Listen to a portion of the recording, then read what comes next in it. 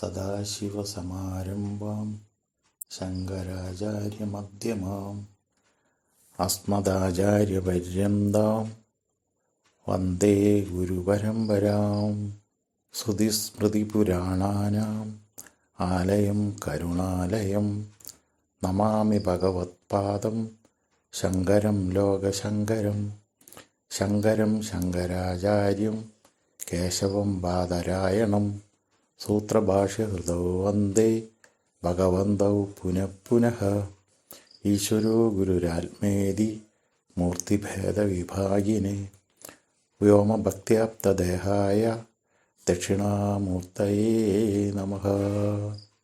ഓം ബ്രഹ്മാനന്ദം പരമസുഖദം കേവലം ജ്ഞാനമൂർത്തിം ദ്വന്ദ്വാതീതം ഗഗനസദൃശ്യം തത്വമസ്യാദിലക്ഷ്യം ഏകം നിത്യം വിമലമചലം സർവദീ സാക്ഷിഭൂതം ഭാവാതീതം ത്രിഗുണരഹിതം സദ്ഗുരും തം നമാമി.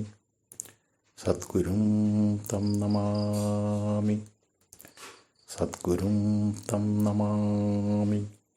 ജഗദ്ഗുരു ആദി ശങ്കരാചാര്യ ഭഗവത്പാദരുടെ മായാപഞ്ചകം എന്ന ഒരു സ്തോത്രം, അതിനെപ്പറ്റിയാണ് നമ്മൾ ഇന്നിവിടെ ചർച്ച ചെയ്യുന്നത്. കാലടിയിൽ പൂജാതനായി ശിവഗിരിയിൽ നിന്നെത്തിയ നാരായണ ഗുരു പിൽക്കാലത്ത് ആലുവ മാന്തോപ്പിലിരുന്ന് സ്മരിക്കുന്ന ആ ശങ്കരൻ കാലടിയിൽ നിന്ന് ഭാരതം മുഴുവൻ സഞ്ചരിച്ച് സനാതനധർമ്മം പുനഃസ്ഥാപിച്ച, ഷഡ്മതങ്ങൾ സ്ഥാപിച്ച ആ ശങ്കരാചാര്യർ ശിഷ്യന്മാരോടൊപ്പം നടന്നു പോകുമ്പോൾ സന്ദർഭത്തിനനുസരിച്ച് കാണുന്ന കാഴ്ചകളിലൂടെ ഉരുത്തിരിഞ്ഞ ആ മനസ്സിൽ അമ്മയുടെ മായാവിലാസത്തെപ്പറ്റി സൂചിപ്പിക്കുന്നു. ആ ശ്ലോകം നമുക്കൊന്ന് പരിശോധിക്കാം. നിരുപമ നിത്യ നിരംശകേഭ്യഖണ്ഡേ മയിചിതി സർവവികൽപ്പനാദിശൂന്യേ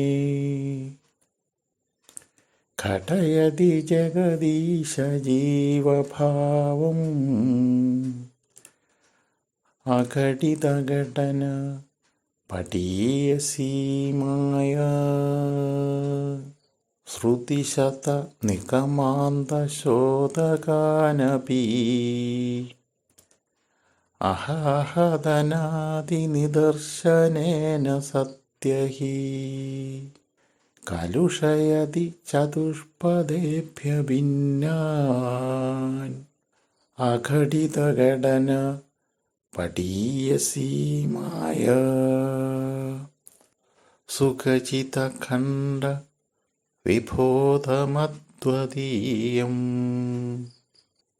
വിയതലനാദി വിധിർമതേ നിയോജ്യ ഭ്രമയതി ഭവസാഗരേ നിതാന്തം അഘടിതഘടന പടീയസി മായ അഭഗതഗുണവർണ്ണജാതിഭേദേ സുഖചിതി വിപ്രവിഡംബിതാദഹങ്കരിശ്ച സ്ഫുടയതി സുഖതാരഗേഹമോഹം അഘടിതഘടന പടീയസി മായ വിധിഹരിഹരവിഭേദമപ്യഖണ്ഡേ ബദവിരചയ്യ ബുധാന വിപ്രകാമം ഭ്രമയതി ഹരിഹരഭേദഭാവാൻ അഘടിതഘടന പടീയസി മായ അഘടിതഘടന പടീയസി മായ അഘടിതഘടന പടീയസി മായ. ഇതിൽ നിന്ന് എന്താണ് മായ എന്ന ഒരു വിശദീകരണം ആചാര്യൻ നമുക്ക് നൽകുന്നു. ഇതിനു മുൻപ് നമ്മൾ ശ്രീനാരായണ ഗുരുദേവൻ്റെ ജനനീ നവരത്നമഞ്ജരിയിൽ ആ അമ്മയുടെ അനുഗ്രഹം തേടിയ ഗുരുവിനെ നമ്മൾ കണ്ടു. ആ കാഴ്ചയിലൂടെ നമ്മൾ നോക്കിയാൽ ശങ്കരാചാര്യർ വിവർത്തവാദത്തിലൂടെ സ്ഥാപിച്ചെടുത്ത ആ അറിവ് നമ്മളിലേക്ക് പകരുവാൻ ഇത് രണ്ടും പ്രയോജനം നൽകും എന്ന കാര്യത്തിൽ സംശയമില്ല. മാനവ ജീവിതത്തിൽ നമ്മൾ കാണുന്നതെന്തും നമ്മൾക്ക് സുഖം തരും, നമ്മൾ പറയുന്നതെന്തും ശരിയാണ്, അങ്ങനെയെല്ലാം നമ്മളുടേതെന്ന് വിശ്വസിച്ച് മുന്നോട്ട് പോകുമ്പോൾ പലപ്പോഴും തിരിച്ചടി നേരിടുന്നു. പലരും അഗാധമായ കുഴിയിൽ വീണ് കരകയറുവാൻ പ്രയത്നിക്കുന്നത് നമ്മൾ കാണുന്നു. ഇത് മായ എന്ന് പറയുന്നത് സാക്ഷാൽ ജഗദീശ്വരി തന്നെയെന്ന് നമ്മൾ മനസ്സിലാക്കണം. ഇനി നമുക്ക് ഈ ശ്ലോകം ഒന്ന് ചെറിയ രീതിയിൽ പരിശോധിക്കാം. ഈ ശ്ലോകം പരിശോധിക്കാനോ ഇത് പറയുവാനോ ഉള്ള കഴിവൊന്നും ഇല്ലാത്തൊരാളാണ് ഞാൻ. എൻ്റെ മനസ്സിൽ വന്ന അറിവുകൾ, എന്നിൽ ഹൃദിസ്ഥമായ അറിവുകൾ ഞാൻ എന്നിൽ നിന്നും എൻ്റെ ശബ്ദത്തിലൂടെ പുറത്തേക്ക് വിടുന്നു എന്നല്ലാതെ ഈ അറിവിൻ്റെ ഒരു തുമ്പ് പോലും വിശദീകരിക്കാനുള്ള കഴിവെനിക്കില്ല എന്ന യാഥാർത്ഥ്യം എനിക്കറിയാം. ആ യാഥാർത്ഥ്യം അംഗീകരിച്ചുകൊണ്ട് ഞാൻ അറിഞ്ഞ കാര്യത്തെ മറ്റുള്ളവർക്ക് വേണ്ടി പങ്കുവയ്ക്കുന്നു. നിരുപമ നിത്യ നിരംശകേപ്യഖണ്ഡേ മയിചിതി സർവവികൽപ്പനാദിശൂന്യേ ഘടയതി ജഗദീശ ജീവഭേദം അഘടിതഘടന പടീയസീമായ. നിരുപമം, ഉപമിക്കാൻ സാധിക്കാത്തത്, ഒന്നിനോട് ഉപമിക്കാനില്ലാത്ത, ഒന്നിനോട് സാമ്യം പറയുവാനോ കാണിക്കുവാനോ ഇല്ലാത്ത, നിത്യമായ, നാശമില്ലാത്തതായ, എന്നുമുള്ളതായ, നിരംശം, അംശിക്കാൻ കഴിയാത്ത, അഖണ്ഡമായ ആ എന്നിൽ, മൈജിതി എന്നിൽ, ഘടയതി ഘടിപ്പിക്കുന്നു, ഇതൊന്നും ഇല്ലാത്തതായ എന്നിൽ ഘടയതി, ഈ വക വികല്പങ്ങളൊന്നും എന്നിൽ ഇല്ലാത്ത എന്നിൽ ഘടിപ്പിക്കുന്നു. ഘടയതി ജഗദീശ ജീവഭാവം, ജഗത്ത്, ഈശ്വരൻ, ജീവൻ എന്നീ മൂന്ന് ഭാവങ്ങൾ എന്നിൽ ഘടിപ്പിക്കുന്നു, എന്നിൽ ചേർക്കുന്നു, എന്നിൽ പ്രകടിപ്പിക്കുന്നു. ഇത്രയും ഏകമായ ഒരു ചൈതന്യത്തിൽ എന്നിൽ ഘടിപ്പിക്കുന്നു. ജഗത്തെന്നും ഈശ്വരനെന്നും ജീവനെന്നും ഈ ഭാവം എന്നിൽ ഉണർത്തി എന്നെ പലതാക്കുന്നു. അതാണ് ഈ അമ്മയുടെ കഴിവ്. എങ്ങനെ അത് ഘടിപ്പിക്കുന്നു?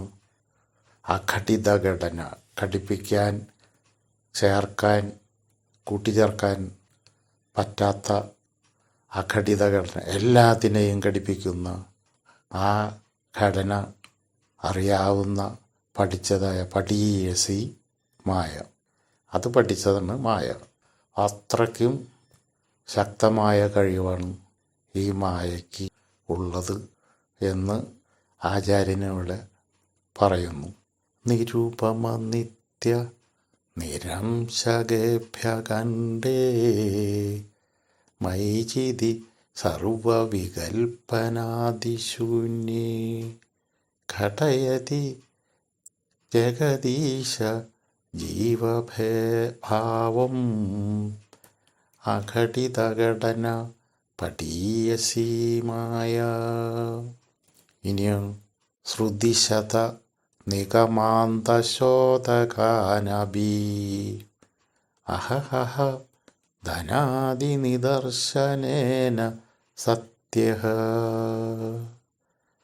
കലുഷയതി ചതുഷ്പദേഭ്യ ഭിന്നാൻ അഘടിതഘടന പടീയസീമായ.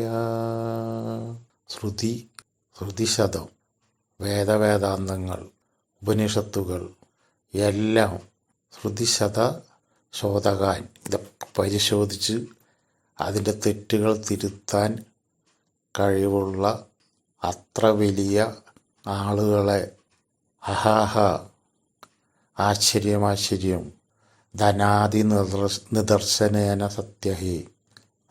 കനകം മൂലം കാമിനി മൂലം, ധനാദികൾ, കനകം ധനവും, ധനാദി കനകം മൂലം കാമിനി മൂലം കലുഷിതമാക്കി അവരെ നാൽക്കാലികളെ പോലെയാക്കുന്നു.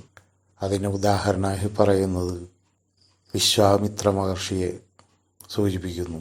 ഇത്രയും കഴിവുള്ള ആ തപസ്വിയെ പ്രലോഭിപ്പിച്ച് ആ കാമിനിയിൽ മുഴുകി കലുഷിതമാക്കി എല്ലാ ശക്തിയും ക്ഷയിപ്പിച്ച് കളയുന്നു. ഈ കഥ നമുക്കറിയാവുന്നതാണ്. അത്രയ്ക്കും ആ കഴിവിനെ പറ്റി ഇവിടെ എടുത്തു പറയുകയാണ്. അതാണ് ആ ഘടിതഘടന പടീയസീമായ. അത്രയ്ക്ക് പഠിച്ചവളാണ് ഈ മായ. അത്രയ്ക്ക് ശക്തിമത്താണ്. ഇത്രയ്ക്കും കഴിവുള്ളവരെ പോലും ഇത്രയ്ക്ക് പന്താടാൻ കഴിഞ്ഞാൽ സാധാരണ മനുഷ്യൻ്റെ കാര്യം നമുക്ക് ചിന്തിക്കാനുണ്ടോ? ഇനിയോ സുഖജിത കണ്ടേ വിബോധമദ്വതീയം വിയതനലാതി വിധിർമതേ നിയോജ്യ ഭ്രമയതി ഭവസാഗരേ നിതാന്തം അഘടിതഘടന പടീയസീമായ. സുഖജിത കണ്ടേ വിബോധം അദ്വിതീയം. ഏകകണ്ഠമായ ആ ചൈതന്യത്തിൽ, അദ്വിതീയമായ രണ്ടില്ലാത്തതായ ഏകമായ ആ ചൈതന്യത്തിൽ വിയതനലാതി വിധിർമതേ നിയോജ്യ. പഞ്ചഭൂതങ്ങൾ, വിയത് ആകാശം മുതലായവ, അനിലൻ എല്ലാം കൂടി ചേർന്ന പഞ്ചഭൂതങ്ങൾ, അതിനെയെല്ലാം കൂട്ടിയോജിപ്പിച്ച് വേണ്ട രീതിയിൽ യോജിപ്പിച്ച് വിധിർമതേ വിധിപ്രകാരം യോജിപ്പിച്ച് നിയോജ്യ ദേഹരൂപത്തിലാക്കി, അങ്ങനെ അതിൽ നിന്ന് ദേഹരൂപത്തിൽ വന്ന് ആ ദേഹത്തിൽ ഭ്രമിപ്പിച്ച് ഭവസാഗരേ നിതാന്തവും, അങ്ങനെ ഭവിച്ച ആ ദുഃഖമായ ആ സാഗരത്തിൽ, ആ സമുദ്രത്തിൽ നീന്തി തുടിക്കുന്നു. അങ്ങനെ ചെയ്യാൻ കഴിവുള്ള അഘടിതഘടന പടീയസീമായി. അഘടിതഘടന, ഘടിപ്പിക്കാൻ പറ്റാത്ത ആ ഘടനകൾ ഘടിപ്പിക്കാൻ കഴിവുള്ള പഠിച്ചവളായ ആ മായ. മൂന്നാമത്തെ ശ്ലോകം. നാലാമത്തത് അപഗത ഗുണവർണ്ണജാതിഭേദേ. അപഗത ഗുണവർണ്ണജാതിഭേദേ വിപ്രവിഡംബിതാദ്യഹങ്കരിച്ച സ്ഫുടയതി സുതതാരഗേഹമോഹം അഘടിതഘടന പടീയസീമായ. അപഗതം, എന്നിൽ വന്നു ചേരുന്നു. വൈജിതി, എന്നിൽ വന്നു ചേരുന്നു, എന്നിൽ സ്ഫുരിക്കുന്നു.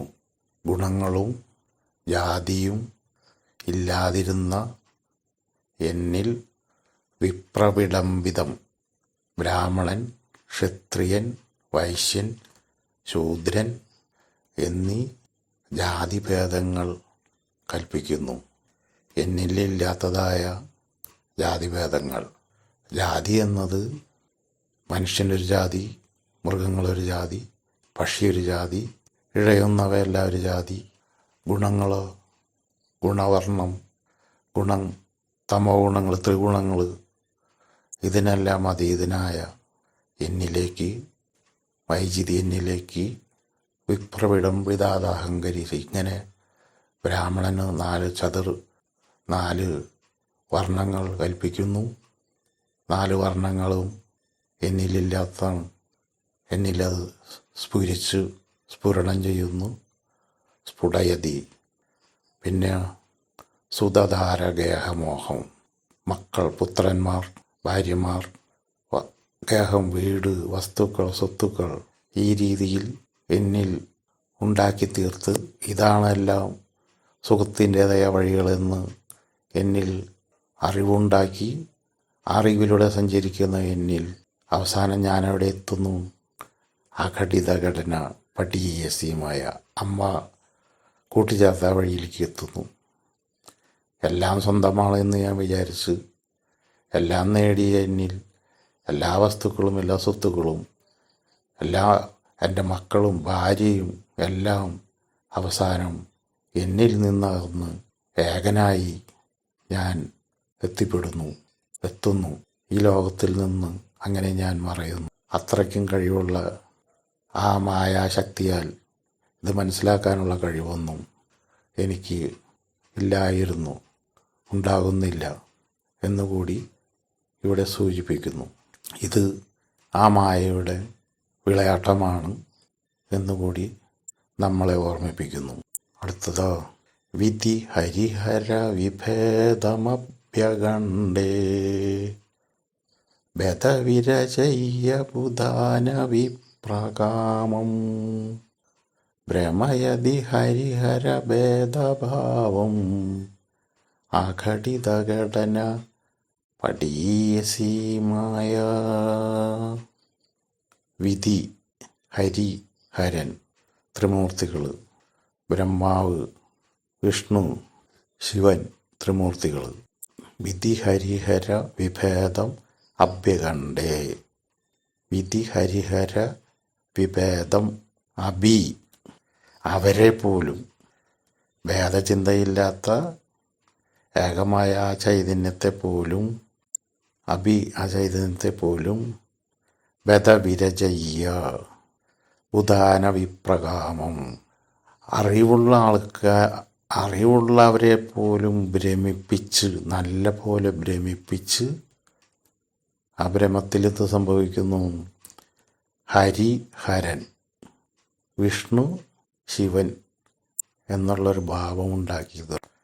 ഇത് ഭാരതത്തിൽ അനുഭവിച്ചത് നമുക്ക് അറിയാവുന്നതാണ്.